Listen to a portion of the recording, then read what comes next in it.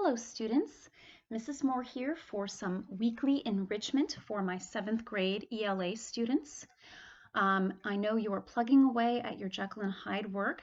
My objective here is I'm going to go over a point of grammar with you, and you will see attached to this assignment, or excuse me, attached to this video, and again this video will be shorter than your usual videos, you'll have a quiz that is multiple choice, quick, easy, basically a way for you to get a slam dunk grade and just say, I did this. So this kind of work does not take nearly as long as your usual work, but it's weekly enrichment, all right? And we're going to talk about 6 troublesome verbs. We began doing some of this in class, you may recall.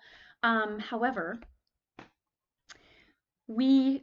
as you know, grammar is something that can take a very long time to meticulously go through, as we saw in class with our examples, because we always end up talking about more than we mean to, because our sentences are full of such beautiful moments to learn when we have errors, right? So let's talk about 6 troublesome verbs, and this is going to be reflected on that short quiz I give you afterwards, okay?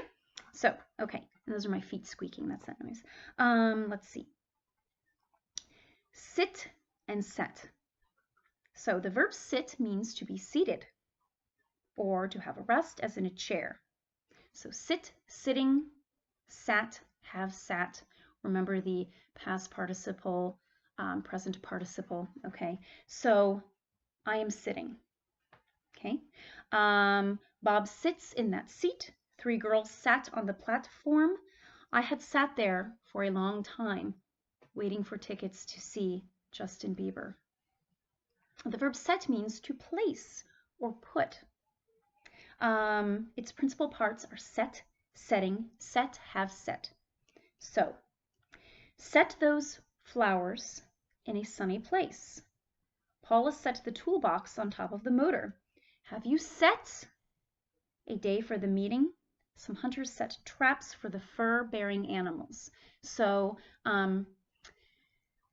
you could say set yourself down and take a seat. That is very, how do we put that? What is the expression? It's very, oh, it's escaping me at this moment.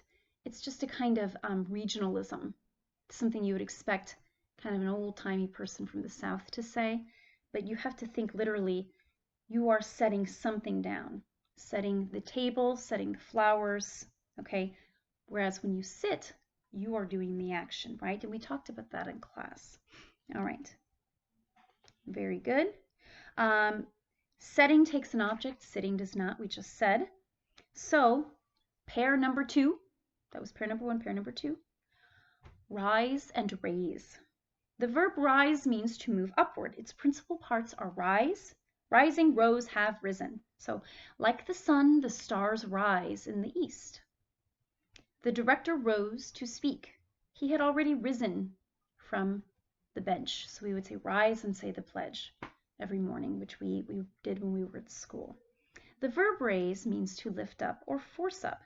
Its principal parts are raise, raising, raised, have raised. Raise your arms above your head. My mother raised the curtain. We raised many of our own vegetables. So in each case, raising something. Arms, curtain, vegetables, okay? So the verb rise never has an object, raise does. Okay. The next pair, number 3, lie and lay. My allergies are troubling me, excuse me. The irregular verb lie means to recline or remain lying down. Lying, like telling an untruth, that is a separate word, just so you know. So the regular verb lie means to recline or to remain lying down. Its principal parts are lie, lying, lay, have lain. Rocky Ridge lies 20 miles east of here. The dictionary is lying on the window seat. Mrs. Miller lay down for a short nap. Pam's bicycle has lain in the ditch all morning. So there, an object itself is lying down. So lay. The verb lay means to put down or to place something. Think of set, right? Its principal parts are lay, laying, laid, have laid. Lay that puzzle aside and come help me, please. Ron is laying tile in the kitchen. Who laid the first telephone cable across the Atlantic? Father has laid your clean shirts on the bed. So in each case, something is being put down. A puzzle, tile, telephone cable, clean shirts. All right. The verb lie never has an object. The verb lay may have an object.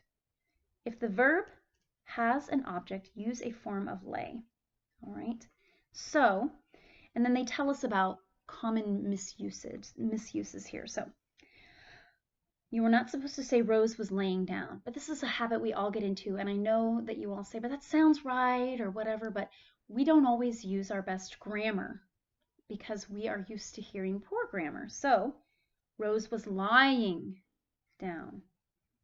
You would not say the stray dog laid in wait for us. You would say the stray dog lay in wait for us. So, next verb. Wait a sec. Okay, so it's only going to be those three. All right, it's going to be sit, set, rise, raise, lie, lay. 6 verbs altogether, 3 pairs. That's where I misunderstood.